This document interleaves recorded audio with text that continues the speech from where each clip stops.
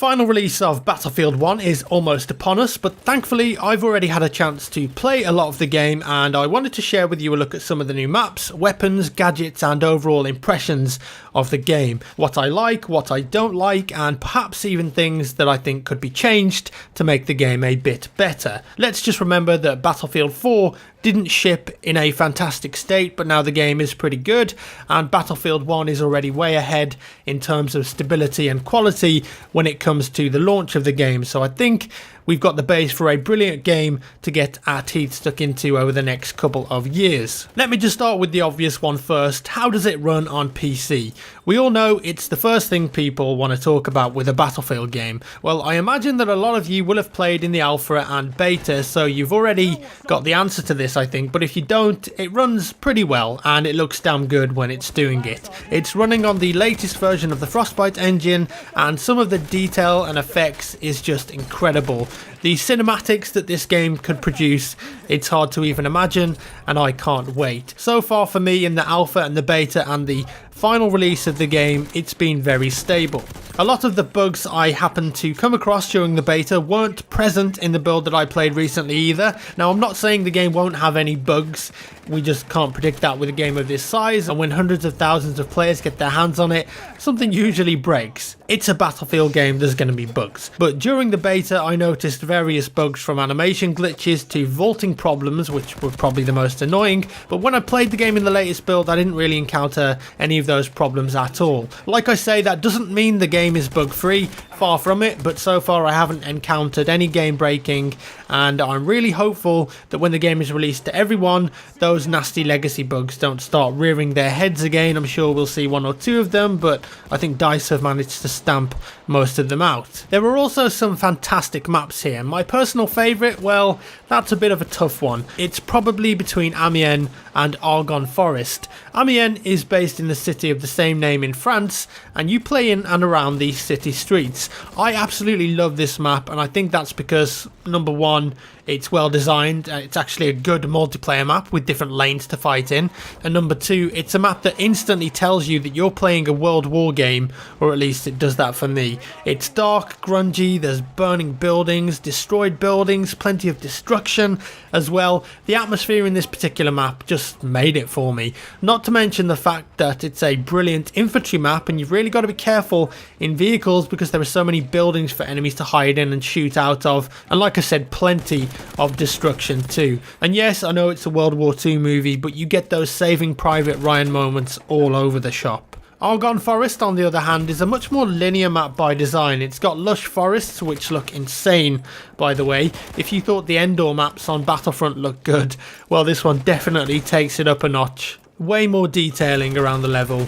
There's a train track running through the centre of the map as well, which leaves some broken carriages for cover, and there are various trenches around as well as a bunker area, so if you want a trench map to fight on, this one is pretty good. This could easily be the Metro of Battlefield 1, because out of all of the maps it's definitely got the most linear flag design, so I'm fully expecting this map to be the go-to one where you want to grind out some XP. But be careful though, because the foliage really does make it hard to see enemies at times. Of course, there's plenty more maps to choose from. We've got St. Quentin Scar, which we played in the alpha, and then Sinai Desert, which we played during the beta. I didn't actually get to play an updated version of Sinai Desert again, so I can't say if any big changes have been made to it, but I really hope that they have, because I think it's definitely the worst map in the game. Ballroom Blitz may seem like a small infantry map on the face of it, but it plays really well, and there's a massive outdoor area to fight over. On operations, this map really felt at home, moving between the indoor areas to the outdoor gardens and then progressing further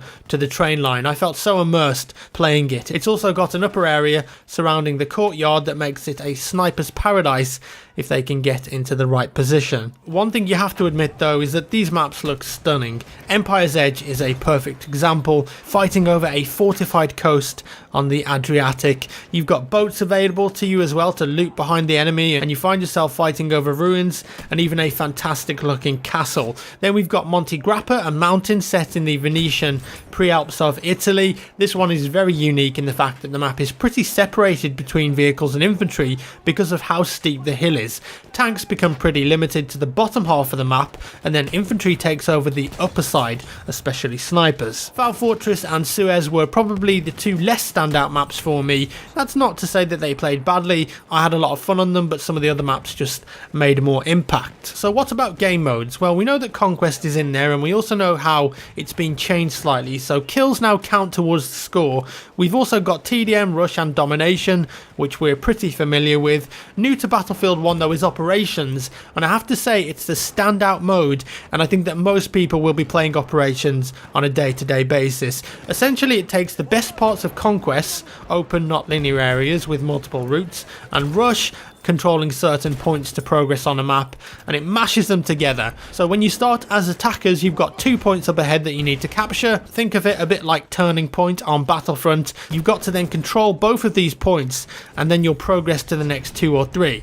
As it happens, if your team wins, you'll actually progress to the next map in the series. The way Operations is set up is that it's split into different, well, operations. It's kind of like a story with these narrative introductions. Oil of Empires, Conquer Hell, these are just two of the operations you can pick from, and they've got set maps that you can progress onto that fit into that theatre of war. The idea is that if a team wins, you progress to the next map. Don't worry if your team loses though, you do get 2 more tries to attempt to win an attack. In fact, if you lose the first time, you get a behemoth the second time to try and secure a victory, which honestly sometimes can be a bit much on these maps because they're so focused. I find that on Conquest, the behemoths don't really have that much of an impact because the map is much larger and the players are spread out, but on Operations, because everyone's in this tight area, the behemoths can get a bit annoying at times and you will die again and again to them. Overall though, Operations is fantastic to the point where I don't see too many players playing normal Rush at all because, well, it's limited in player count and it just isn't as fun as playing a Rush Conquest combination on a much larger scale. Operations gets 2 thumbs up from me. And then of course we've got the other new game mode, War Pigeons. That's right, War Pigeons. We know that pigeons were really important during the war, so why not have a game mode based around them? It's pretty simple though, a random pigeon box will drop on the map and both teams have to fight over it. Each team must grab the box and by doing so they'll start writing a note. If you're holding the pigeon and are stationary, the note writes faster, and if you move it writes much slower, so there are some tactics to be had and your team really needs to be defending you. When the note's finished, if you release the pigeon and if it escapes, you'll gain a point for your team. Now I say if because the enemy team has a small window where they can actually shoot the pigeon down, and if they do so then you scoring that point will be prevented. You are visible on the map as well when you're writing your note, so the enemy team will be coming for you. We noticed a small meta during our playtest where players were just throwing gas down wherever the pigeon was, and if it was released, the gas instantly killed the pigeon. Not ideal, so I hope that they've changed that for when the game fully releases. War Pigeons, you know, it's a bit of fun, but I don't see many people playing it on a regular basis. Next up, I want to talk about the balance. I know lots of people felt tanks were overpowered during the beta. Well, those guys will be glad to know that they've had a tweak. They've had their ammo count dropped in most of the variants, and for example, the howitzer package has less turret movement now, and it's restricted to around 45 degrees rather than 360 degrees, which it used to be. As well as that, the AT rocket gun is now way more effective against tanks and vehicles, and you've got the full array of gadgets now to use, so dynamite, AT mines, limpet charges, and the support also now has the support wrench to aid in repairing and damaging vehicles. In terms of the playable classes, I think time will tell how balanced they are after we get the full array of maps and weapons, but overall I felt like the assault weapons had their place close up, and scout was still super effective at long ranges. Medic weapons also felt like they were a lot more effective up close than they were in the beta and seemed to pack more of a punch. Battlefield 1 really is about picking the weapon variants that work with your playstyle and you want to use. If you want to play longer ranges, then you'll go for a marksman variant, but if you want to play up close, then you can use hipfire a lot more and go with a trench variant. It's up to you to pick that playstyle. I personally found a nice balance of people playing each class as well. I'd say that the medic now has more of a purpose. Everyone loves scout anyway. Assault is just so important to take down vehicles and infantry play, and support I think is still a bit underused, even with the limpet mine anti-tank gadget, but overall I'm pretty happy with the balance and the weapon balance and the gunplay. I think it's really good and I thoroughly enjoy it in Battlefield 1. And just to kind of throw in my favourites, there's a sniper for the scout class called the Martini Henry, which was definitely my favourite weapon in the game. followed by the Howder shotgun, which is a secondary weapon, kind of like a close-up sawn-off shotgun thing, and both of those weapons are just absolute beast mode. There's some visual customization too. Each weapon has a number of visual skins that you can pick from, some more basic than others. Each is in keeping with the style of the game and the time period, so don't expect CSGO style weapon skins, but more like gold plating and authentic camo designs. They're quite tasteful. Some of them are unique to each weapon and some are used on various variants. What I didn't see was any player-based customization though, which is a shame, so I hope there is some of that down the line. I also imagine that there will be the option to have your emblem on your weapon at some point too, perhaps engraved into it, which would be really cool, and I think it would still keep it authentic. What don't I like? Well, I do think the behemoths are still a bit overpowered in some circumstances, as I said. I guess that is the point of them, but sometimes it really is just annoying and frustrating to get killed by them over and over. For example, the airship is insanely strong on a map like Monte Grappa because it's just so close to the ground, although there is an upside to that because players in the gunner seats can be shot at relatively easily. The Dreadnought was also pretty powerful on some of the sea base levels. Foul Fortress, for example, has a pretty wide open flag, and being hit from the warship miles offshore when you can't exactly return fire wasn't very fun. I definitely think some fine tuning is needed there to get the balance right. I also noticed that the elite classes were available on War Pigeons. I just don't think that's needed. It's a small objective based game mode and I don't think it needs that super strong elite class there.